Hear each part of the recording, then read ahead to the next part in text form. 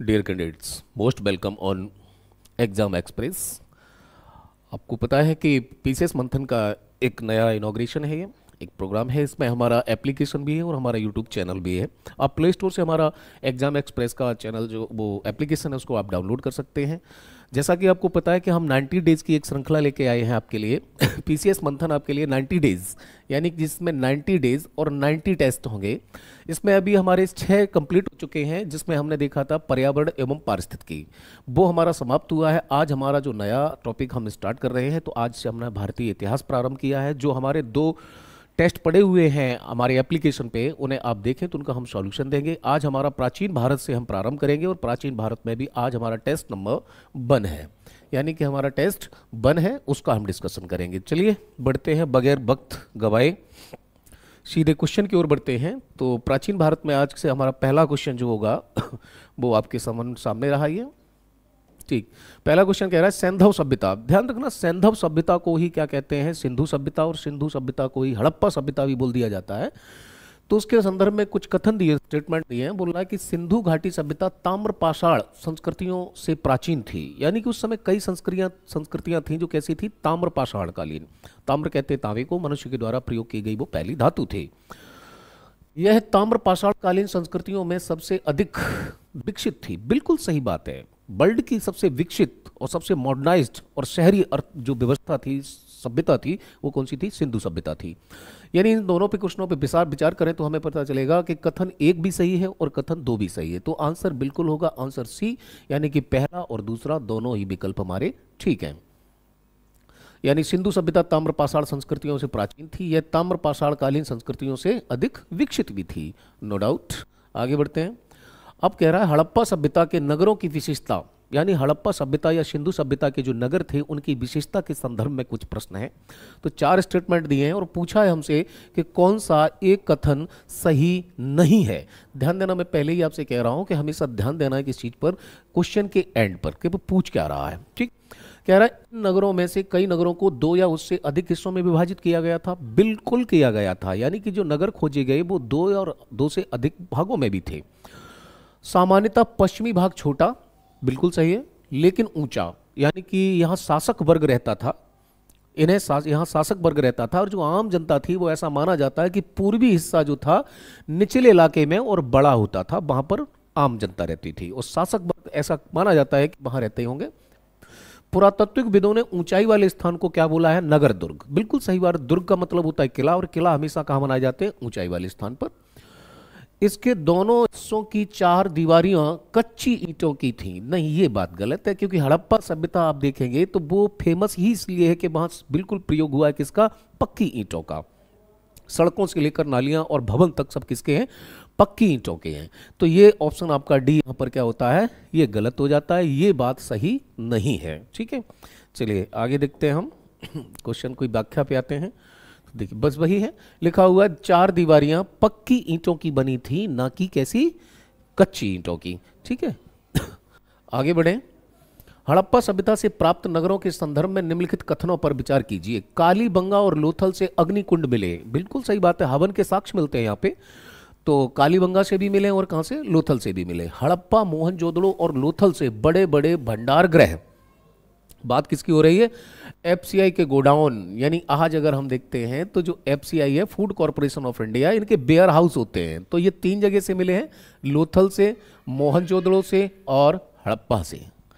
यानी ये साफ साफ इंडिकेट करता है कि हड़प्पा सभ्यता के दौरान या सिंधु सभ्यता के दौरान जो कृषि थी, एग्रीकल्चर प्रोडक्शन था, वो अधिशेष था, यानी ओवर प्रोडक्शन था।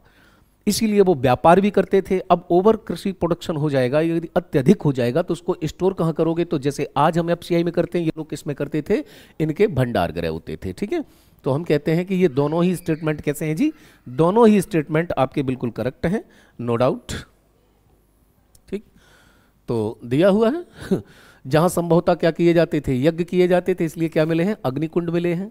ठीक है, अग्निकुंड। और 1 मिनट, आंसर इसका डी कैसे हो रहा जी, हाँ बिल्कुल, दोनों ही स्टेटमेंट करेक्ट हैं। इसलिए क्या पूछा था यहाँ पे, नहीं पूछा है, नहीं पूछा है, तो ये भी सही है, ये भी सही है। इसलिए आंसर क्या होगा, डी, कि ना तो 1 और ना ही 2 होगा आपका। ठीक है, चलिए आगे नेक्स्ट क्वेश्चन है हमारा मोहनजोदड़ो से रिलेटेड ये क्वेश्चन है। बोला मोहनजोदड़ो की सबसे बड़ी इमारत विशाल क्या पूछ रहे हैं, विशाल स्नानागार यानी स्विमिंग पूल, और बोले कि सबसे महत्वपूर्ण सार्वजनिक पब्लिक प्लेस बता रहे हैं किसको, अन्नागार को। ये दोनों ही चीजें क्रॉस हो चुकी हैं। आप ध्यान देखिए, जैसे स्विमिंग पूल है, जहां कोई पर्व पड़ा या विशेष महापर्व पड़ा या कुछ भी हुआ या कोई धार्मिक अनुष्ठान है, तो वो पब्लिक प्लेस था कौन सा, विशाल स्नानागार, जहां बहुत सारे लोग एक साथ क्या कर सकते थे, स्नान कर सकते थे, पूजा याचना कर सकते थे। लेकिन आम पब्लिक का इनसे क्या लेना देना था, अन्नागार। अन्नागार का कोई मतलब नहीं है, यानी कि ये सबसे बड़ी इमारत अगर कहेंगे तो वो क्या है, अन्नागार है, और सबसे बड़ा सार्वजनिक स्थल कहेंगे तो वो क्या है, वो आपका स्नानागार। इसलिए ये दोनों में क्रॉस हो गया। और पूछ क्या रहा है कि कौन से कथन सही हैं, तो आंसर आपका डी होगा कि ना तो एक है और ना ही दो है, क्योंकि दोनों में क्रैश है। बड़ी इमारत के रूप में देखते तो क्या है, अन्नागार है, ठीक, और बड़ा महत्वपूर्ण सार्वजनिक स्थल देखते हैं तो क्या है, स्नानागार है। चलिए ठीक है, कुछ खोजकर्ता हैं, कुछ हड़प्पाई स्थल हैं जिनका उत्खनन किया गया था। तो उत्खनन के मामले में देखते हैं तो आप देखोगे तो कालीबंगा, ये बी का 2 सीधा मिल रहा है, और बी का 2 अगर आप देखते हैं तो यहाँ रखा हुआ है, ठीक, यानी कि ए का 4 है। यज्ञदत्त शर्मा ने खोज की है किसकी, उत्खनन किया किसका, सुतके गंड उसका रोपड़ का, ठीक। दूसरे में आप देखते हैं ये हो ही गया। तीसरे में देखते हैं तो तीसरा यानी कि आर विस्ट ने धौलावीरा, और अल्बर्ट अल्सर्ट स्टाइन ने क्या किया है, सुत के गेंडोर की उन्होंने उत्खनन का कार्य किया है। तो ये मिल जाता है।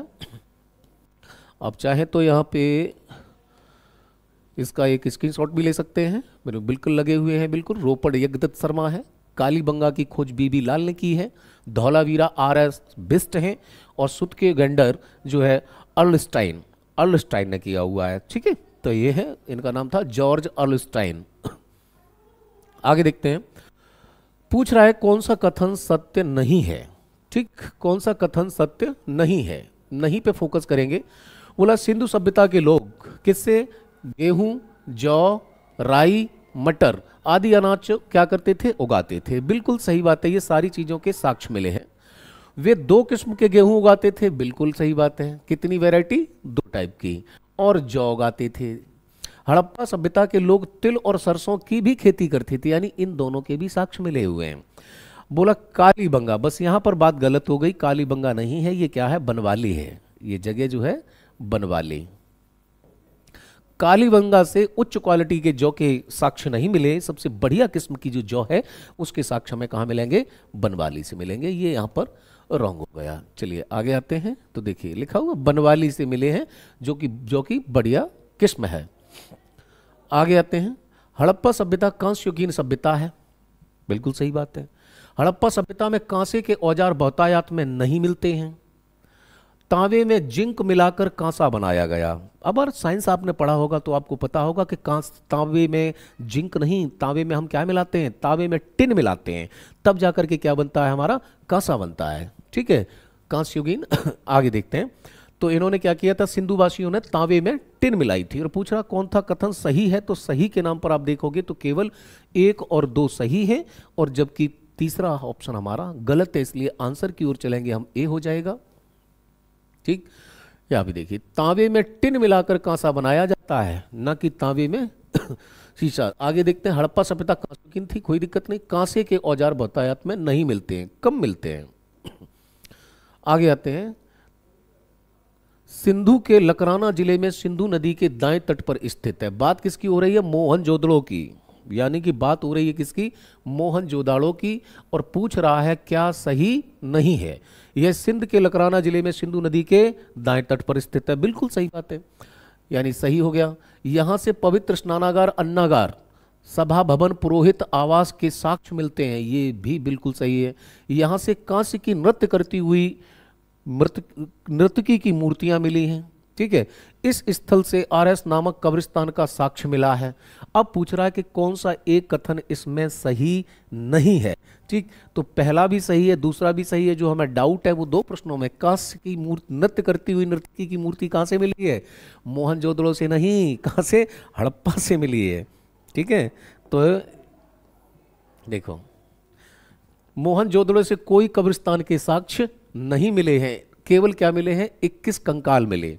मोहनजोदड़ो से केवल 21 कंकाल मिले, इसलिए इसको मृतकों का टीला कहते हैं। यानी कि जो कब्र दे रखी है यहाँ पे, ये कब्र नहीं मिली है। आगे आइए। हड़प्पा की एक विशेषता यह है, हड़प्पा से 3 कक्षों वाला कब्रिस्तान मिला है। ठीक, आगे आए। 2 कथन है, मिस्र और मेसोपोटामिया के नितांत विपरीत किसी भी हड़प्पाई स्थल पर मंदिर नहीं पाया गया। सेकेंड है, हड़प्पा सभ्यता में किसी भी प्रकार का कोई भी धार्मिक भवन नहीं पाया गया। दूसरा है, तीसरा लिखा, हड़प्पा संस्कृति में धार्मिक अंधविश्वास और आचारों में एक रूपता नहीं थी। यानी कि आप देखते हो तो कथन इसमें पूछ रहा है कि कौन कौन से सही हैं, तो कथन 2 और 3 सही है, 1 वाला गलत है। डी, उपयुक्त सभी कथन कैसे हैं? सत्य हैं। यानी कि जो सारे के स्टेटमेंट आपके लिखे हुए हैं, जितने भी स्टेटमेंट हैं, यानी कि जो सारी बातें की गई वो कैसी हैं? बिल्कुल सत्य हैं। आंसर क्या होगा आपका? डी होगा। ठीक है, क्योंकि मिस्र और मेसोपोटामिया पुराना नाम है इराक का, मेसोपोटामिया के नितांत विपरीत किसी भी हड़प्पाई स्थल से मंदिर नहीं मिले हैं। ठीक है, धार्मिक अंधविश्वास एक प्रकार के नहीं थे इनके पास। ठीक है, हड़प्पा सभ्यता अश्व केंद्रित सभ्यता नहीं थी। कथन कारण है, क्योंकि आरंभिक एवं परिपक्व हड़प्पा संस्कृति में घोड़े के साक्ष्य प्रमाण नहीं मिलते हैं। दोनों ही बातें बिल्कुल सही हैं। हालांकि बाद में कुछ स्थान ऐसे हैं जहां से घोड़े की अस्थियां मिली हैं, लेकिन बहुतायत क्या बोला? केंद्रित, अश्व केंद्रित नहीं थी। ठीक है, तो क्या होगा? आर और ए आर दोनों सत्य हैं और आर जो है वो एक ही सही व्याख्या भी कर रहा है। ठीक, आगे आए। हाँ, ध्यान देना, स्रोत आर एस शर्मा। ठीक है, ये विवादित है। विवादित इसलिए था प्रश्न वो वाला, घोड़े वाला, क्योंकि एक मूवी आई थी ऋतिक रोशन की, उसका नाम था मोहनजोदाड़ो, उसमें घोड़ा दिखा दिया था, जबकि घोड़े के साक्ष्य बहुत नहीं है। हड़प्पा के बारे में पूछा है, व्यापार, हड़प्पा से जो व्यापार होता था, इस संस्कृति में व्यापार बड़े पैमाने पर होता था। बिल्कुल सही बात है। जब हमारा कृषि अधिशेष है, यानी कि जो प्रोडक्शन है वो सरप्लस हो रहा, तो हम क्या करेंगे? ट्रेड करेंगे। तो फॉरेन ट्रेड, ये लोग व्यापारी थे। इस काल में व्यापार के लिए धातु की मोहरें नहीं साहब, धातु की मोहरें नहीं, क्योंकि ये लोहे से परिचित नहीं थे। मिट्टी की और सैल खड़ी की क्या मिली थी? इनकी धातुएं वो मिली थी, मोहरें इनकी। ठीक है, इसलिए क्या होता है कि कौन सा सत्य है? तो पहला वाला केवल सत्य है, सेकेंड वाला स्टेट हमारा गलत हो जाता है, क्योंकि उसमें क्या दे रखा है? मेटल, कि इनकी जो मोहरें थी वो किससे बनी थी? मेटल से। ये क्वेश्चन हमारा गलत हो जाता है, ये वाला। चलिए अब इसका डिटेल देखें। तो सबसे पहले कुछ चीज़ें हैं, उन पे आप ध्यान दे लें। ठीक है, देखें, हड़प्पा संस्कृति के लोग जीवन में व्यापार का बड़ा महत्व था। इसकी पुष्टि हड़प्पा, मोहनजोदड़ो और लोथल में अनाज के बड़े बड़े कोठारों से नहीं, बल्कि एक बड़े भूभाग में ढेर सारी मिट्टी की मोहरें, किसकी? मिट्टी की, और क्या है? मानकीकृत मीजरमेंट, यानी माप तौल के अस्तित्व को से भी होती है। तो इसलिए कथन एक कैसा होता है? भाई उनके पास बांट भी थे, मीजरमेंट भी था, बहुत सारी मोहरें भी मिली। ठीक है, तो इससे हमें पता चला कि कहीं ना कहीं ये व्यापारी थे। इस काल के लोग व्यापार के लिए धातु के सिक्कों का प्रयोग नहीं करते थे।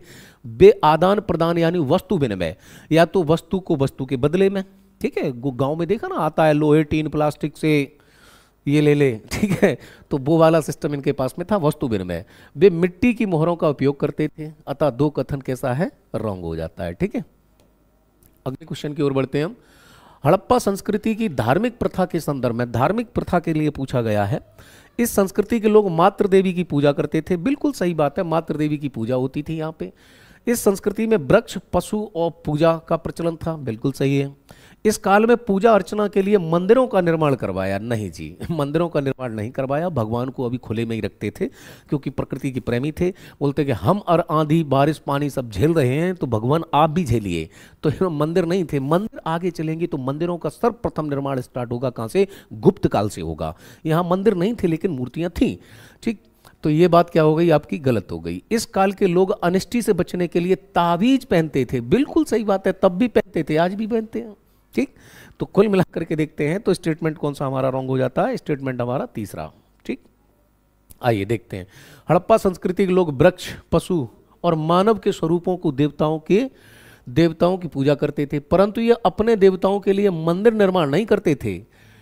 उस काल में मंदिर मिस्र और मेसोपोटामिया में बनाए गए। मिस्र में भी मंदिर थे और मेसोपोटामिया में भी थे, लेकिन हड़प्पा में नहीं थे। हड़प्पा संस्कृति के लोग पृथ्वी की उर्वरता की देवी समझते थे और उसकी पूजा करते थे। आज भी धरती को हम माता कहते हैं। उल्लेखनीय है कि हड़प्पा में पक्की मिट्टी की मूर्तिका में स्त्री के गर्भ से निकलता हुआ पौधा दिखाया गया, संभवतः पृथ्वी देवी को इंगित करता है। ठीक, सिंधु क्षेत्र के लोग वृक्ष पशु पूजा करते थे। इनमें सबसे महत्वपूर्ण जो पशु था इनका, वो एक सींग वाला कोई जानवर था, जैसे यूनिकॉर्न, जो संभवतः ऐसा माना गया कि जो गैंडा होगा। एक कुबड़ वाला सांड भी था। उन दोनों की पूजा, यानी दो पशु सबसे महत्वपूर्ण थे। एक श्रृंगी, एक सींग वाला एक पशु था वो, और दूसरा एक कुबड़ वाला बैल। ठीक है, आगे आए। पूछा हड़प्पा संस्कृति के नगरों में, कछार दो स्टेटमेंट है। हड़प्पा संस्कृति के नगरों में पक्की ईंटों का प्रयोग विशेष बात है। बिल्कुल सही बात है, पक्की ईंटों का प्रयोग विशेष बात है। मिस्र के समकालीन भवनों में पक्की ईंटों का प्रयोग बहुत बड़े पैमाने पर हुआ, नहीं, गलत बात है ये। मेसोपोटामिया के भवनों में धूप से सुखाई गई ईंटों का प्रयोग हुआ। यानी कि ये दूसरा और तीसरा जो स्टेटमेंट है, ये दोनों क्रॉस हो गए। क्रॉस क्यों हो गए कि मिस्र में क्या थी, धूप से सुखाई गई ईंटों का प्रयोग हुआ है, जबकि मेसोपोटामिया में पक्की ईंटों का बहुत बड़े पैमाने पर प्रयोग हुआ है। और पूछ रहा है कौन से कथन सत्य हैं, तो सत्य केवल एक है, केवल एक है, केवल एक कथन सत्य है। हड़प्पा संस्कृति के नगरों में पक्की ईंटों का इस्तेमाल विशेष बात है। ठीक, मिस्र के समकालीन भवनों में धूप से और मेसोपोटामिया में पक्की ईंटों से। ठीक, आइए बढ़ते हैं फिर अगले क्वेश्चन की ओर। निम्नलिखित कथनों पर विचार कीजिए एवं किसकी पहचान कीजिए, असत्य की, यानी कि व्हाट इज द रॉन्ग, गलत क्या है। चनहूदड़े एवं लोथल से मनके बनाने के कारखाने मिले, बिल्कुल सही बात है। लोथल में क्या बनते थे, मनके, जिन्हें माला में पहनते, और लोथल है कहाँ, गुजरात में। और गुजरात में आज भी आप देखते हैं डायमंड, ठीक है, डायमंड और ज्वेलरी वो बहुत ज़्यादा वहाँ पे प्रोड्यूस होती है। मृण मूर्तियों का निर्माण प्रायः चिकोटी विधि से हुआ करता था, बिल्कुल सही बात है, ये भी स्टेटमेंट करेक्ट है। हड़प्पा से एक प्रस्तर मूर्ति मिली है जो नृत्यरत युवक को चित्रित करती है, बिल्कुल ये स्टेटमेंट भी सही है। मोहनजोदड़ो से प्राप्त एक मोहर में स्त्री के गर्भ से निकलता हुआ पौधा दर्शाया गया है। जो मातृ देवी की अभी हमने बात की थी वो मोहनजोदड़ो से नहीं, वो कहाँ से है जी, वो हड़प्पा से मिलेगा आपको। ठीक है, आगे आते हैं, हम क्वेश्चन पे चलते हैं इसका डिस्क्रिप्शन से। देखिए, हड़प्पा से प्राप्त मोहर है, ठीक है, ना कि मोहनजोदड़ो से।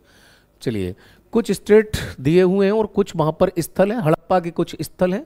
तो सबसे पहले कुंडली, ये हरियाणा में है। कुंतशी देखेंगे तो ये आपका गुजरात में है, और बड़गाम देखेंगे तो उत्तर प्रदेश में है, और संघोल को देखेंगे तो कहाँ है, पंजाब में। यानी डी का 4 होना चाहिए, तो डी का 4 इसमें नहीं है, डी का 4 इसमें नहीं है, स्टेटमेंट ये दोनों गलत। उधर देखते हैं तो कुंतासी कहाँ पर है, कुंतासी गुजरात में है, तो ए का 2 होना चाहिए, तो ए का 2 इसमें नहीं है, ए का 2 इसमें है, तो आंसर हमारा ये सही होगा। लिस्ट के तौर पे आप इसे देख भी सकते हैं। चलिए, ये लगे हुए, जैसे कुंतासी गुजरात में है, कुणाल हरियाणा में है, और बड़गाम उत्तर प्रदेश, और संघोल आपका पंजाब में हो जाता है। आगे बढ़ते हैं, क्वेश्चन नंबर 16 है, हड़प्पा काल में गुजरात, पूछ रहा है निम्नलिखित स्टेट है, इस पर विचार कीजिए। हड़प्पा काल में गुजरात में हल से खेत जोते जाने के प्रमाण मिलते हैं। भाई गलत हो गया क्वेश्चन ये तो, क्यों, क्योंकि हड़प्पा काल में गुजरात से नहीं, हल जोते जाने के यानी हलों को चलाने के जो साक्ष्य मिलते हैं वो राजस्थान से। हड़प्पा काल में सिंचाई के लिए नहर या नालों की परिपाटी नहीं थी, सेकंड स्टेटमेंट करेक्ट है, इसलिए आंसर आपका बी होगा। आइए देखते हैं डिस्क्रिप्शन में क्या है। हाँ देखिए, हड़प्पा, यहाँ कोई फावड़ा या फॉल तो नहीं मिला, लेकिन कालीबंगा की प्राक हड़प्पा अवस्था में जो कूण, यानी कूण समझते होंगे, अगर किसान पुत्र होंगे तो आप जानते हैं कि पहले जो हल चलते थे तो हल से जो नाली बनती थी उसे हम क्या कहते हैं, कूण। तो जुते हुए खेत के साक्ष्य हैं, हल रेखा देखे गए हैं, उनके अनुमान लगाया गया कि हड़प्पा काल में राजस्थान में हल जोते जाते थे। भाई हल नहीं जोते जाते थे, खेत जोते जाते थे, किसके द्वारा, हलों से, हल से खेत जोतते थे। हड़प्पाई लोग शायद लकड़ी के हलों का प्रयोग करते थे, बिल्कुल लकड़ी और पत्थर, बैल खींचते होंगे या इंसान खींचते होंगे, सही बात है। फसल काटने के लिए शायद पत्थर के हंसियों का प्रयोग होता होगा, भाई पत्थर के हो सकता है, तांबों का भी, तांबे के हंसिए भी हो सकते हैं, कांसे के भी हो सकते हैं, लेकिन मजबूत चाहिए थे। गर्भ बंदों या नालों को बांधों से घेरकर जलाशय बनाने की परिपाटी बलूचिस्तान और अफगानिस्तान के कुछ हिस्सों की विशेषता रही है, किंतु लगता है कि नहरें या नाले की सिंचाई हड़प्पावासी नहीं करते थे। ठीक, अगला क्वेश्चन, सिंधु सभ्यता के संदर्भ में लोथल की संपूर्ण बस्ती एक ही प्राचीर से घिरी हुई है, बिल्कुल सही बात है। डॉकयार्ड था, ये सबसे बड़ा बंदरगाह था हड़प्पा कालीन का, यहीं से माल एक्सपोर्ट करते थे हम। कालीबंगा से बालक की खोपड़ी में 6 छेद प्राप्त हुए। क्या ऐसी घटना हुई होगी, क्या ऐसा तंत्र मंत्र किया गया होगा कि जो उसकी खोपड़ी मिली उसमें कितने छेद थे? 6 छेद थे। चनहुदड़ों से किसी भी दुर्ग के प्रमाण नहीं मिलते। तीनों ही बातें कैसी हैं? सही हैं। आंसर होगा आपका डी। ठीक, यानी कि चनहुदड़ों से किसी भी दुर्ग के प्रमाण नहीं मिले। कालीबंगा में बालक जो मिला उसके 6 खोपड़ी में छेद थे। हड़प्पाई लिपि के बारे में पूछा गया है। ये हड़प्पाई लिपि का सबसे पुराना नमूना 1853 में मिला था, परंतु पूरी लिपि 1923 में प्रकाश में आई। बिल्कुल सही है। दूसरा है हड़प्पाई लिपि चित्रात्मक है, जो कि आज की तक पढ़ी नहीं जा सकी है। हड़प्पाई लिपियों और पश्चिमी एशिया की लिपियों से कोई भी संबंध नहीं है। सही है, वेरी गुड। देखिए, आज हम जिस मोबाइल में मैसेज भेजते हैं तो हम किसका प्रयोग करते हैं जी? हम करते हैं किसका? इमोजी का।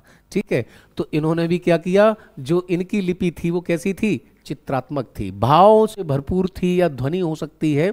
अनुमान लगाते रहिए आप, 2-4 ही इनों आप इमोजी आपको पता है व्हाट्सएप में जिसका आप जानते हैं, अदरवाइज वो पूरी लिस्ट है उसमें बहुत सारी ऐसी उनको नहीं जानते हैं। सपोज करो यहाँ से यहाँ हो गया तो समझ करो कन्फ्यूजन है, आंसू निकल गए तो मतलब रो रहे हैं। तो इस तरीके की लिपियों का प्रयोग हुआ था। सारे के सारे स्टेटमेंट कैसे हैं? करेक्ट हैं। ठीक है, चलिए अगला क्वेश्चन देखते हैं। देखो इन मोहरों को देखिए, दिए गए सभी कथन कैसे हैं? सत्य हैं। पत्थर की मोहरें और अन्य वस्तुएं हड़प्पाई लेखन के लगभग 4000 नमूने हैं। ठीक, दूसरा देखें, हड़प्पाइयों के अभिलेख उतने लंबे लंबे नहीं हैं जितने मिस्र वासियों के और मेसोपोटामिया के हैं। अधिकांश अभिलेख मोहरों पर हैं और हर एक में 2 या 4 ही शब्द हैं एक मोहर में। इन मोहरों का प्रयोग धनाढ्य लोग अपनी निजी संपत्ति को चिन्हित करने के लिए करते थे। आज भी हम अपने घर पर क्या करते हैं? नेम प्लेट लगा देते हैं। ठीक, और आज भी क्या चलती है? रबर स्टाम्प चलती है। तो हो सकता है इन्होंने मोहर है, भाई मेरी संपत्ति है, या हम कोई विदेश में सामान भेज रहे हैं तो उस पर क्या लगा दी? मोहर लगा दी। ठीक है, इस लिपि में कुल मिलाकर 250 से 400 तक चित्र हैं, चित्राक्षर हैं, जिन्हें क्या कहा गया? पिक्टोग्राफ। और चित्र के रूप में लिखा हर अक्षर किसी ध्वनि भाव वस्तु का सूचक है। हड़प्पा लिपि वर्णात्मक नहीं बल्कि मुख्यतः कैसी है? चित्रलेखात्मक है। समकालीन लिपियों के साथ इसकी तुलना करने के प्रयास किए गए लेकिन मैच नहीं हुआ, परंतु यह तो सिंधु प्रदेश का आविष्कार है और एशिया पश्चिम एशिया की लिपियों से इसका कोई भी संबंध हमें दिखाई नहीं देता है। ठीक है, क्या लिखते थे भगवान जाने, वही जाने। हड़प्पा सभ्यता के बारे में एक कथन कौन सा है? असत्य है। प्रस्तर शिल्प में हड़प्पा संस्कृति पिछड़ी हुई है। हड़प्पा सभ्यता में सबसे महत्वपूर्ण पशु कुबड़ वाला बैल था। सांड। हड़प्पा से लिंग पूजा एवं वृक्ष पूजा के प्रमाण मिलते हैं। हड़प्पा सभ्यता में मंदिर के प्रमाण नहीं मिलते। तो मंदिर के बारे में अभी बता दिया तो नहीं मिलते हैं। ठीक है, लेकिन 2 पशु थे, उसमें एक श्रृंगी जो पशु था वो एक सींग था जो संभवतः गैंडा हो सकता है, और एक क्या था? कुबड़ वाला बैल। तो यहां पर देखे हैं तो सबसे महत्वपूर्ण पशु कुबड़ वाला सांड न होकर के क्या था? एक सींग वाला, यानी ऑप्शन बी में दिक्कत है। यानी कि एक सींग वाला जानवर यूनिकॉर्न जो है वो इनके लिए सबसे महत्वपूर्ण था। कपास सैंधव सभ्यता, कपास जो है वो सैंधव लोगों की मूल फसल थी। यानी सिंधु सभ्यता के लोगों की मूल फसल क्या थी? कपास, क्योंकि यूनानी लोग कपास को सिंडन कहते थे जो सिंधु शब्द से निकला। बिल्कुल सही बात है भाई, बातें तो बिल्कुल दोनों सही हैं, लेकिन जो नीचे है यूनानी सिंडन को, कपास को सिंडन कहते थे, इसका कोई लेना देना नहीं कि सिंधु सभ्यता के लोग खेती करते थे किसकी? कपास की। तो ए और आर दोनों सही हैं, लेकिन जो स्पष्टीकरण है, जो व्याख्या है, वो आर नहीं कर पा रहा है किसकी? ए की। ठीक, सिंधु सभ्यता के संदर्भ में फिर कथन दिए हुए हैं और चुनना क्या है, कौन सा सही है। लोथल से चावल एवं रंगपुर से धान की भूसी के साक्ष्य प्राप्त होते हैं। लोथल और रंगपुर दोनों से मिले हैं जी। सिंधु सभ्यता के लोगों को गन्ने का ज्ञान नहीं था। घोड़े की अस्थियां राजस्थान के कालीबंगा से प्राप्त हुई हैं। और कौन से कथन सत्य हैं? तो आप देखें, घोड़े की अस्थियां जो है वो कालीबंगा से मिली हैं। तो ऑप्शन डी 1, 2, 3 तीनों की तीनों सही हैं। हड़प्पा संस्कृति के संदर्भ में फिर दिया, यह संस्कृति कांस्ययुगीन भी थी, इसलिए ज्यादातर औजार कांसे के बने होते थे। लोथल हड़प्पा संस्कृति का एकमात्र बंदरगाह नगर था। भाई देखो, अब पूछ रहा है कौन से सत्य हैं, तो दूसरा वाला सत्य है, क्योंकि ज्यादातर औजार कांसे के नहीं बल्कि किसके थे, पत्थर के थे। तो ऑप्शन बी होगा, क्योंकि इनके जो असत्य है, क्योंकि खूबसूरत मूर्तियां बनाते थे परंतु इनके औजार ज्यादातर किसके थे, पत्थर के बने होते थे, इसलिए कथन एक कैसा है, असत्य है। और दूसरा क्या है कि लोथल ही एकमात्र हड़प्पा सभ्यता के लिए क्या था, बंदरगाह था। ठीक, आइए फिर एक स्टेटमेंट है, मोहनजोदड़ो से मैके को पशुपति की शिव की मोहर प्राप्त हुई। मार्शल ने इस मोहर पुरुष को शिव का आदि रूप कहा है। पशुपति शिव के दाहिनी ओर एक गैंडा एवं भैंसा और जबकि बाईं ओर एक हाथी एवं बाघ चित्रित है। ठीक, बस इसी में प्रॉब्लम है थोड़ी कि भगवान शिव जो है पशुपतिनाथ हैं, उनके दाईं और बाईं का सिस्टम हो गया, यहाँ दाहिनी ओर है जबकि दाहिनी ओर नहीं, ये बाईं ओर है। इसलिए ये स्टेटमेंट जब गलत होता तो ऑप्शन ए होगा हमारा, एक सही है, दो सही है, पर तीसरा वाला रॉन्ग है। ठीक, क्योंकि पशुपति शिव के बाईं ओर एक गैंडा और भैंस और भैंसा, दाहिनी ओर एक हाथी एवं बाघ का चित्र मिलता है हमें। ठीक, चलिए आगे आए। हड़प्पा सभ्यता के संदर्भ में फिर स्टेटमेंट है और पूछना क्या है, सही। हड़प्पाई समाज मात्र सत्तात्मक था, बिल्कुल सही बात है। यहां प्रकार की अंत्येष्टि के प्रमाण मिलते हैं, हाँ ये भी है, जला दो, दफना दो या और कोई अन्य प्रक्रिया अपना लो। गुजरात के निवासी हाथी पालते थे, भाई बिल्कुल सही है। हड़प्पाई लिपि दाईं ओर से बाईं ओर लिखी जाती थी, बिल्कुल सही बात है। धौलावीरा नगर 3 भागों में विभाजित था। तीनों ही चारों स्टेटमेंट 5 जो है वो पूरे के पूरे करेक्ट हैं। आंसर होगा आपका डी, क्योंकि सभी स्टेटमेंट कैसे हैं, करेक्ट हैं। मात्र सत्तात्मक था, अंत्योष्टि 3 प्रकार से, गुजरात के लोग हाथी पालते थे। ठीक है, हड़प्पाई लिपि दाएं से बाईं ओर लिखी जाती है और धौलावीरा नगर 3 भागों में, क्योंकि ज्यादातर नगर हमने देखे तो कितने में विभाजित थे, 2 भागों में। ऊंचा वाला छोटा था, पश्चिमी का था, उसे कहते नगर दुर्ग, और निचला वाला आम पब्लिक के लिए उसे कहते थे नगर। अब हड़प्पा सभ्यता का जो पतन हुआ है उसके पीछे कारण की पूछे जा रहे हैं, तो सभी बहुत सारे साइंटिस्ट हैं, बहुत सारे इतिहासकार हैं, उन्होंने संभवतः अलग अलग स्टेटमेंट दिए कि ये सभ्यता खत्म कैसे हुई, क्योंकि बड़ा ही कौतूहल का विषय था कि विश्व की इतनी सभ्य संस्कृति और इतनी विकसित संस्कृति एक पल में ही समाप्त हो गई। किसी ने कहा कि प्रशासनिक शिथिलता, यानी कि जो है शासन तंत्र बहुत ठीक नहीं रहा होगा, हो सकता है कि ज़्यादा भ्रष्टाचार व्याप्त हो गया हो व्यापार को लेते हुए, तो इसलिए समाप्त हुई। किसी ने कहा कि हो सकता है कि क्लाइमेट चेंज, जलवायु परिवर्तन हुआ होगा जिस कारण ये सभ्यता समाप्त हुई। किसी ने कहा कि भाई ऐसा है कि सबसे बड़ी बात तो ये है कि हमारे जो एस आर राव साहब हैं, उन्होंने बोला कि सिंधु सभ्यता बसी कहाँ थी, सिंधु तथा उसकी सहायक नदियों पर, जिसमें आप देखेंगे सिंधु है, झेलम है, चिनाब है, रावी है, सतलज है और ब्यास है। ये 6 नदियां थी, इनके आसपास में ये सभ्यता बसी थी। और बोले कि नदियों में अक्सर बाढ़ आई होगी, अब बाढ़ आई होगी तो ये पूरी की पूरी समाप्त हो गई होगी। किसी ने कहा नहीं, आर्यों ने इन पर क्या किया होगा, अटैक किया होगा। तो आर्यों ने क्या सब मार दिए होंगे, पूरी सभ्यता नष्ट कर दी होगी। तो किसी का भी अभी तक पूर्ण रूप से जो है ऑथेंटिक स्टेटमेंट नहीं है। हाँ, कुछ एक जगह आप देखते हैं तो जलवायु परिवर्तन और बाढ़ और महामारी बहुत सारे कारण बताए हैं, तो वो मिलते जुलते हैं सभी। ठीक, आइए देखते हैं। प्रशासनिक शिथिलता कहा है किसने, जॉन मार्शल ने बोला है। जलवायु परिवर्तन आरएन स्टाइन ने बोला है। बाढ़ का हमारा एस आर राव साहब ने बोला है। दूसरा देखें, आर्यों का आक्रमण बताया गार्डन चाइल्ड ने, उन्होंने बोला आक्रमण हुआ होगा, युद्ध हुए होंगे। आइए, असत्य कथन चुनना है। मानव विकास की दृष्टि से यह काल किसके बारे में हो रहा है हम बात कर रहे हैं किसकी, उच्च पाषाण काल की हो रहा है। और किसका चुनाव करना है, असत्य कथन का चुनाव करना है। पहला कह रहा मानव विकास की दृष्टि से यह काल सबसे अधिक महत्वपूर्ण माना जाता है। इस काल में उपकरणों की दृष्टि से धनुष और बाण का आविष्कार सबसे महत्वपूर्ण था। यानी कि व्यक्ति ने यहां पर क्या बना लिया, धनुष और बाण का आविष्कार कर लिया। यानी कि दोनों ही बातें क्या हो जाती हैं आपकी, सही है, ये भी और ये भी। अब पूछ रहा है कि कौन सा है असत्य, तो असत्य दोनों में से कोई नहीं है, इसलिए हमारा आंसर क्या होगा, ऑप्शन डी, ना तो 1 और ना ही 2। चलिए, मानव विकास की दृष्टि से सबसे महत्वपूर्ण जो है काल है। ठीक, चकमक उद्योगों की स्थापना तथा आधुनिक मानव होपो सेपियंस का प्रादुर्भाव, यानी जो आधुनिक आधुनिक मानव है, होमोसेपियंस, जिसने क्या किया, ग्रुप में रहना स्टार्ट किया है, उसको बोलते हैं।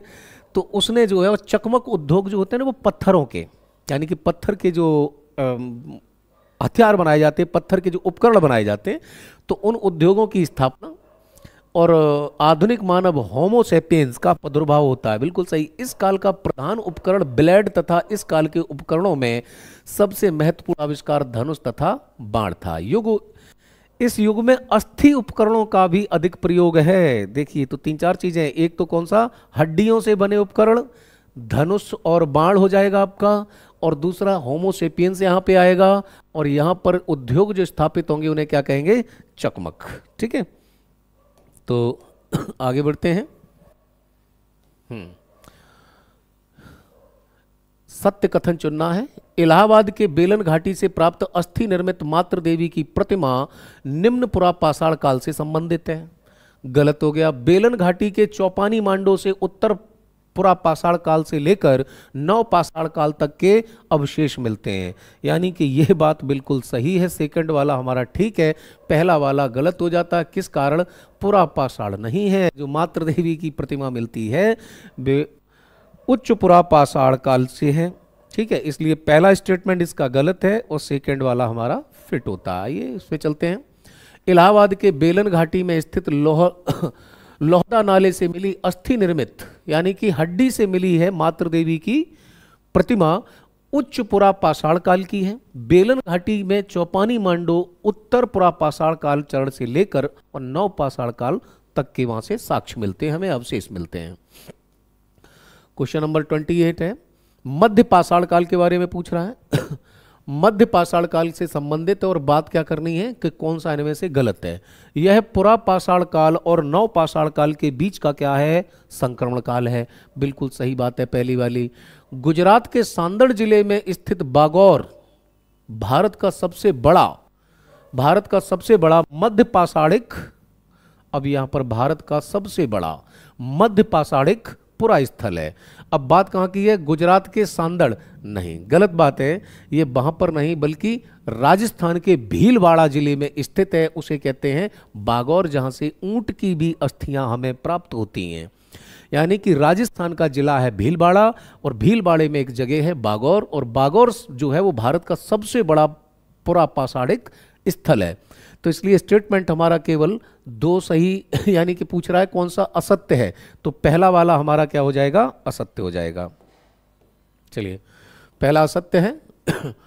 तो आप देखते हैं मध्य पाषाण काल का समय 1000 ईसा पूर्व से 500 ईसा पूर्व के बीच माना जाता है। यह पुरापाषाण काल और नवपाषाण काल के बीच का संक्रमण काल है। मध्य पाषाण काल के लिए मिसोलिथिक पीरियड शब्द यूज किया गया है, हार्डवर वेस्टॉक ने किया है 1866 में। भारत में मध्य पाषाण काल के पुरा स्थल राजस्थान में भी है, गुजरात में भी है, महाराष्ट्र में भी है, आंध्र प्रदेश में भी है, कर्नाटक में भी है, तमिलनाडु में है। यानी कि बहुत सारे जो स्टेट्स हैं वहां पर आपको क्या मिल जाएंगे, मध्य पाषाण काल के क्षेत्र मिलेंगे। इन जगहों में पुरातत्ववेत्ताओं ने लघु पाषाणों उपकरण प्राप्त किए हैं, यानी कि इन्होंने जो यहाँ से प्राप्त किए हैं, जो यहाँ पर एक वर्ड है आपका मिसोलिथिक, तो जो उपकरण है वो प्राप्त किए। राजस्थान के भीलवाड़ा जिले में स्थित बागौर भारत का सबसे बड़ा मध्य पाषाणिक पुरा स्थल है। आगे देखते हैं, नियोलिथिक, असत्य कथन चुनना है। नियोलिथिक नवपाषाण शब्द का प्रयोग सर्वप्रथम हार्डवर वेडोस्ट ने किया था, बिल्कुल सही है। मानव विकास के इतिहास में नवपाषाण काल सबसे महत्वपूर्ण एवं क्रांतिकारी है, क्योंकि यहीं पर आग का आविष्कार होता है, यहीं पे पहिए का आविष्कार होता है। कहाँ पे होता है, नवपाषाण काल में, और मनुष्य खेती की ओर बढ़ना स्टार्ट करता है। और जो नवपाषाण के लिए नियोलिथिक जो यूज किया है वो किसने, हार्डर वेस्टॉक ने। ये दोनों ही चीजें हम पढ़ चुके हैं। स्टेटमेंट दोनों ही कैसे हैं, सत्य हैं, और पूछ रहा है क्या कि असत्य। अब असत्य पूछा हुआ है, स्टेटमेंट दोनों सत्य हैं, तो आप क्या कहोगे, इनमें से कोई नहीं, सॉरी एक मिनट, केवल एक है। नियोलिथिक पाषाण शब्द का प्रयोग हार्डर स्टॉक ने नहीं किया, किसी अन्य ने किया है। आइए, नियोलिथिक शब्द का प्रयोग सर्वप्रथम सर जॉन लुबाक ने किया है अपनी पुस्तक प्री हिस्टोरिक टाइम्स 1865 में किया था। जॉन लुबाक ने नवपाषाण शब्द का प्रयोग उस युग को बताने के लिए किया कि मानव विकास के इतिहास में नवपाषाण काल सबसे महत्वपूर्ण और क्रांतिकारी है। इसके पहले मानव पूर्णतः प्रकृति पर निर्भर था, लेकिन अब तक यह प्राकृतिक तत्वों को नियंत्रित करने में सफलता प्राप्त कर ली थी। कृषि तथा पशुपालन के ज्ञान ने मानव जीवन के जिस विकास क्रम को प्रारंभ किया वह आज भी नियंत्रित है। मैंने बोला कि यहाँ पे मनुष्य ने पालतू जानवरों को पालतू बनाया, खेती करना स्टार्ट कर ली, ठीक है, तो इस कारण आज भी उसी पद्धति पे है।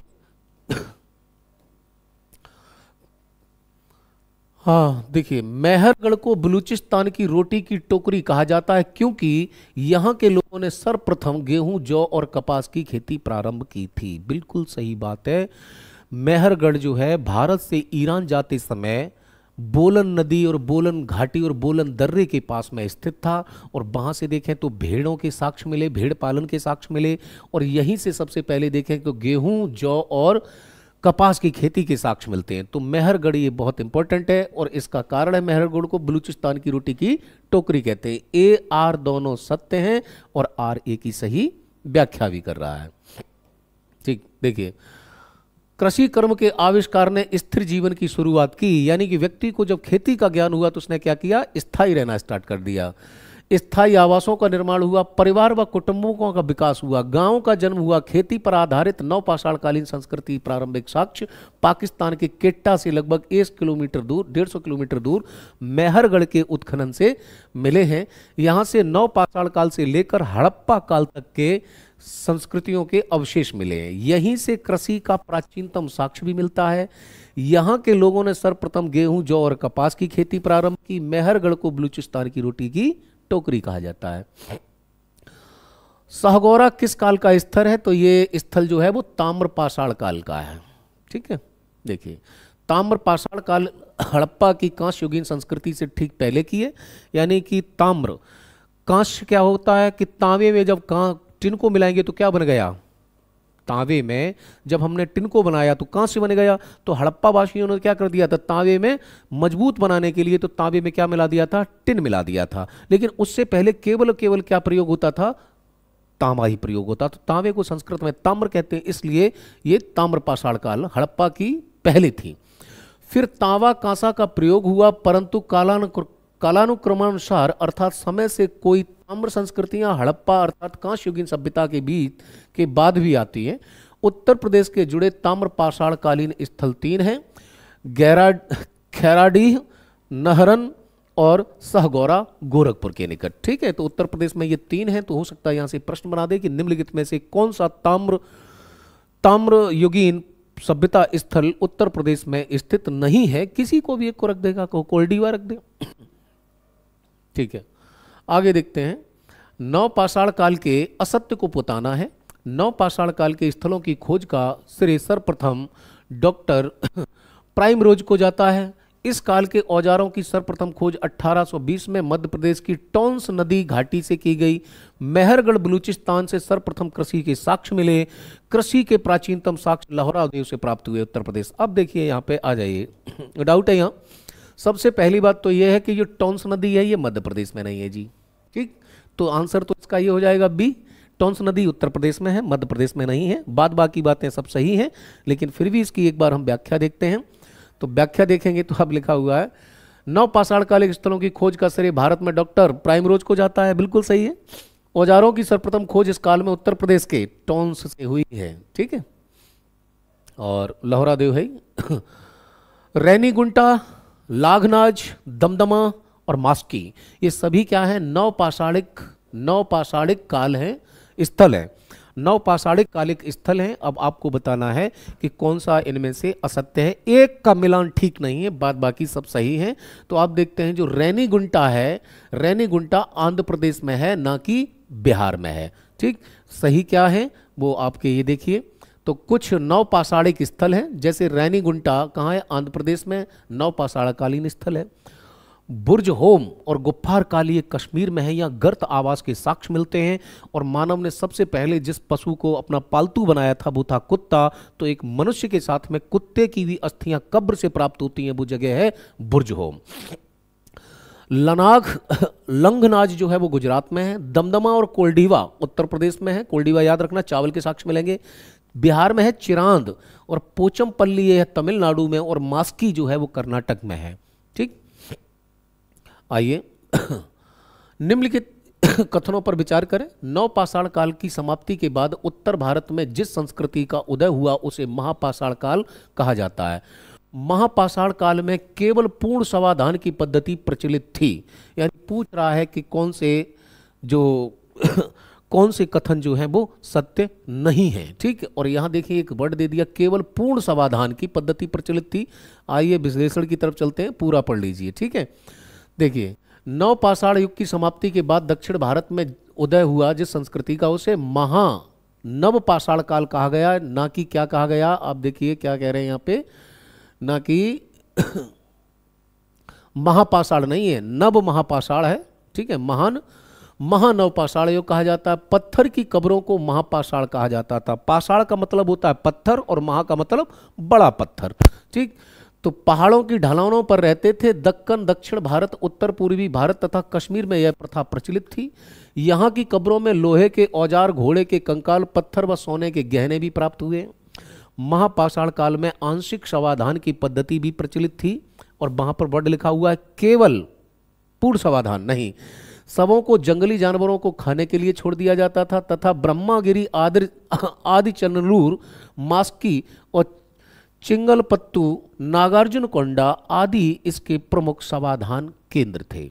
मैंने बोला कि उस समय अंत्योष्टि की 3 पद्धतियां प्रचलित थीं, या तो दफना दो या जला दो, नहीं तो फिर जानवरों को खाने के लिए छोड़ दो। चलिए आगे देखते हैं।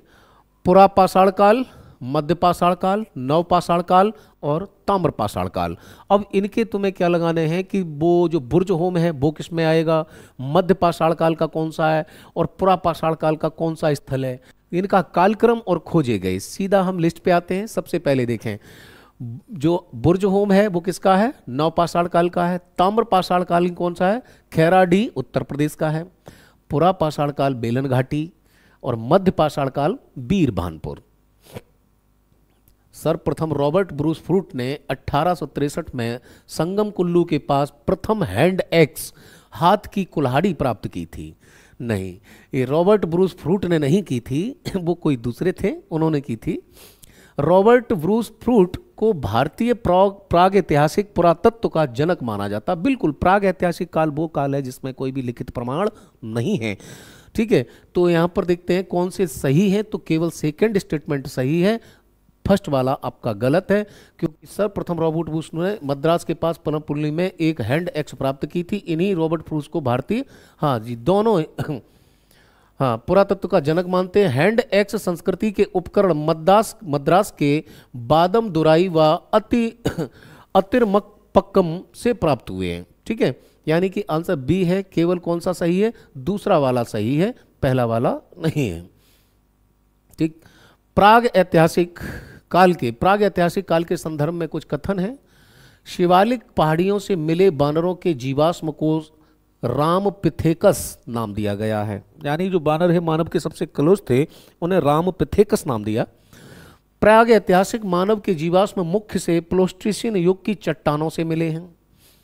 इस काल की प्रस्तर संस्कृतियों को पहली बार डेनमार्क के विद्वान सीजे थॉमसन ने 1820 में मानव इतिहास में विभाजित किया। इस काल में मिले पाषाण काल के औजार और उपकरण भी विभाजन का आधार हैं। अब बात यह है कि करना है कि कौन से सही हैं, तो आंसर होगा आपका डी। उपयुक्त सभी कथन कैसे हैं, बिल्कुल करेक्ट हैं। ठीक, क्योंकि 1820 में मानव इतिहास को कोपेनहेगन संग्रहालय की सामग्री के आधार पर 3 वर्गों में विभाजित किया गया है। कौन सा, पुरापाषाण काल, मध्यपाषाण काल और नवपाषाण काल। ठीक, और उसमें भी पुरापाषाण काल के कितने हैं, निम्न, मध्य और उच्च।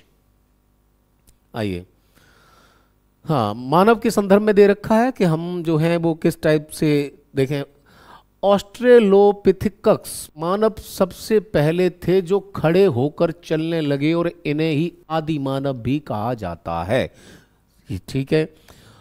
होमो इरेक्टस मानव के ऐसे पूर्वज थे जो हिमाच्छिद क्षेत्रों में होते हुए समशीतोष्ण क्षेत्रों में पहुंच गए थे। नहीं, ये नहीं थे भाई, यानी कि जब आइस एज खत्म होता है और पूरी पृथ्वी पर जो आज जो कॉन्टिनेंट्स हैं ये बाहर आते हैं, तब बोला जाता है कि सबसे पहले हिमच्छादित क्षेत्रों से कौन पार होके आता है, समशीतोष्ण में कौन आता है। तो ये नहीं है। होमोसेपियंस आधुनिक मानव है जिसने समूह में रहना शुरू किया। हाँ, आज हम समूह में रहते हैं, बिल्कुल सही है। क्रोमेगनन मानव वर्तमान मानव के अंतिम पूर्वज हैं जो परिवार के साथ गुफाओं में निवास करता था। ये बात भी सही है। आइए चलते हैं। सबसे पहले मानव के प्रकार देखें। निएंडरथल ये मानव के ऐसे पूर्वज क्षेत्र जो हिमाच्छिद कहां से थे यानी आइस एज, वहां पर बर्फ थी, उनसे निकलकर समशीतोष्ण क्षेत्र में पहुंच गए और इन्होंने सर्वप्रथम सब विसर्जन कर की प्रक्रिया अपनाई। यानी सबों को ये क्या करते थे, विसर्जन करते थे। ऑस्ट्रेलोपिथेकस केन्या के तुर्काना झील में इनका 48 लाख वर्ष पूर्व का जीवाश्म पाया गया है, इसलिए इन्हें मानव का पूर्वज माना जाता है। इन्हें प्रोटो मानव या आद मानव भी कहा जाता है। ये प्रथम मानव थे जो खड़े होकर चलने लगे थे। ऑस्ट्रेलोपिथेकस क्रोमेगेनन मानव या होमोसेपियंस की उपजाति है।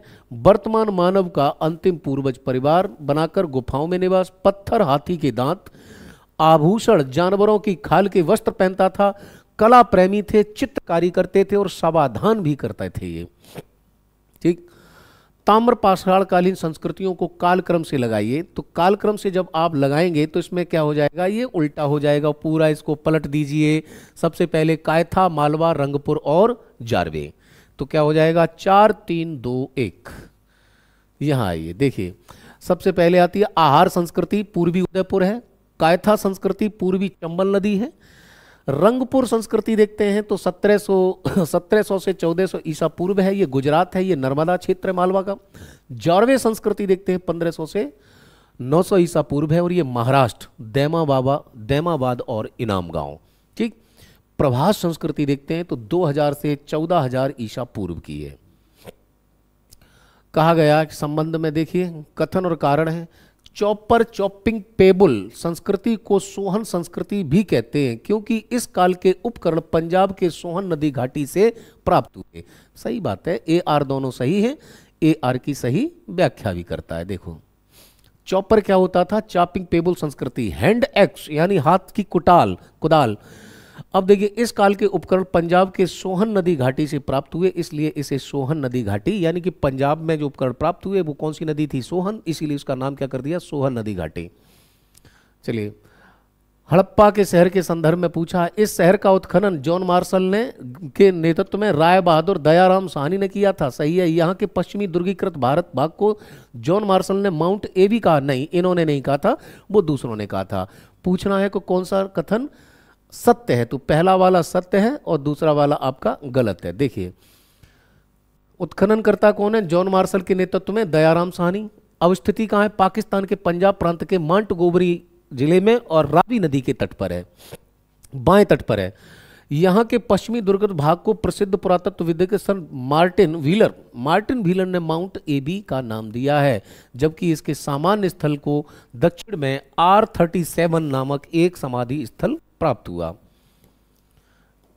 हड़प्पा सभ्यता के लोथल के लिए पूछा है, इस शहर का उत्खनन यज्ञदत्त शर्मा ने किया। इस शहर में शवों को अंडाकार कब्र में दफनाया जाता था। सत्य केवल दूसरा है, पहला गलत है क्योंकि इसका उत्खनन इन्होंने नहीं किया। इसका उत्खनन रंगराथ नाव ने किया है। बंदरगाह था गोदीवाड़ा। फारस की मोहरें, यानी कि इससे स्पष्ट होता है कि सिंधु का व्यापार जो था वो कहां से था, फारस से था। ठीक है। यहां देखें धान की भूसी के साक्ष्य हैं, रंगपुर से भी प्राप्त हुए। 3 युग्म समाधान, यानी कि 3 लोगों को एक साथ एक ही कब्र में है। मम्मी के साक्ष्य, अग्निकुंड के साक्ष्य, पंचतंत्र के चालाक लोमड़ी की कथा सा परिदृश्य उत्पन्न करने वाला एक साक्ष्य, यानी पंचतंत्र जैसा भी, चनहुदड़ों की तरह मनका बनाने के कारखानों के साक्ष्य, वृत्ताकार चक्की, यानी कि चक्की गोल नहीं थी, कैसी थी, वृत्ताकार थी। 2 पार्ट मिले हैं। आटा पीसने की चक्की का यह पूरे सैंधव सभ्यता का एकमात्र उदाहरण है। बोले कि चक्की चलाने का काम मिला, बोले लोथल में। रोपड़ शहर से शवों को अंडाकार कब्र में दफनाए जाने का प्रमाण है, ना कि लोथल से। आइए, धौलावीरा नगर की योजना समानांतर चतुर्भुज के रूप में की गई। हड़प्पा सभ्यता का सबसे बड़ा स्थल राखीगढ़ी है। दोनों ही कथन सत्य हैं आपके। दोनों ही बातें सही हैं। धौलावीरा पुरास्थल की खुदाई में मिले अवशेषों का प्रसार मनहर व मानसर नामक नालों के बीच हुआ। इस संस्कृति में नगर की योजना समानांतर चतुर्भुज थी, यानी कि पूरा का पूरा एक स्क्वायर रूप में होगा। ठीक, आगे देखें, राखीगढ़ी है, हरियाणा के हिसार जिले में स्थित है। अब तक की मान्यता के अनुसार मोहनजोदड़ो हड़प्पा सभ्यता का सबसे बड़ा स्थल माना जाता था, लेकिन हरियाणा के हिसार जिले के राखीगढ़ी गांव से मान्यता आई है कि राखीगढ़ी ने मोहनजोदड़ो को दूसरे स्थान पर धकेल दिया। ठीक है। अधोलिखित संस्कृतियों में कौन पाषाण युगीन संस्कृति नहीं है? देखें, सोहन, सोथी, मद्रासियन, विंध्यन संस्कृति, तो कौन सी? सोथी नहीं है जी। देखिए, सोथी संस्कृति राजस्थान में घग्गर और चौतंग दो नदियों के बीच पर स्थित है।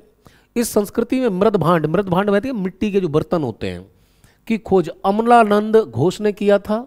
वे ही संस्कृति के उत्खनन करता भी थे और सोथी संस्कृति का संबंध प्राक हड़प्पा से था। आगे आए, बनवाली, आहार, गुंगेरिया, सोनगांव। तो आपको पता है बनवाली कहाँ पर है? हरियाणा में। ए का 4 होना चाहिए, तो ए का 4 केवल एक में है, डी में। आइए देखते हैं, बनवाली कहाँ है? हरियाणा है। आहार राजस्थान में है। गुंगेरिया मध्य प्रदेश में है। सोनगांव पुणे महाराष्ट्र। सिंधी भाषा में मोहनजोदड़ो को का अर्थ है मृतकों का टीला। पाकिस्तान के लरकाना जिले में स्थित है।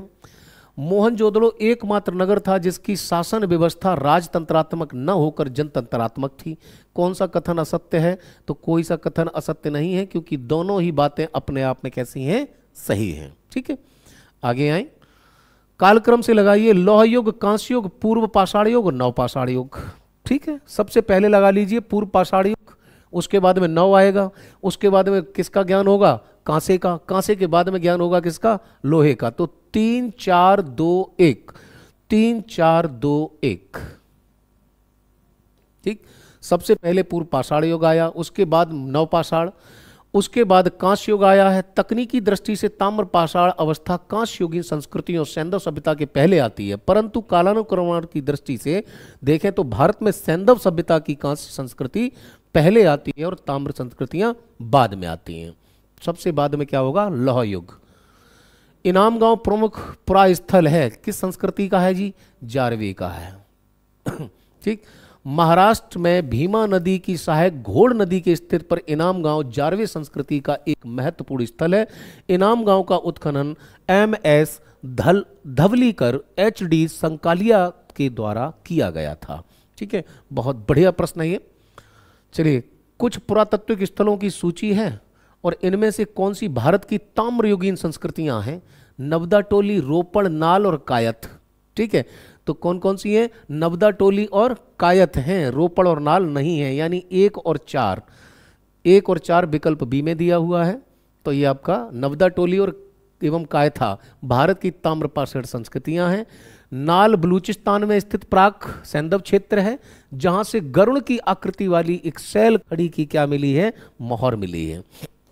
चलिए, लास्ट क्वेश्चन है आज का हमारा, जारवे संस्कृति के बारे में दिए हैं। भारत के मध्य एवं पश्चिमी भारत की संस्कृतियों में से एक जारवे संस्कृति 700 ईसा पूर्व तक जीवित रही।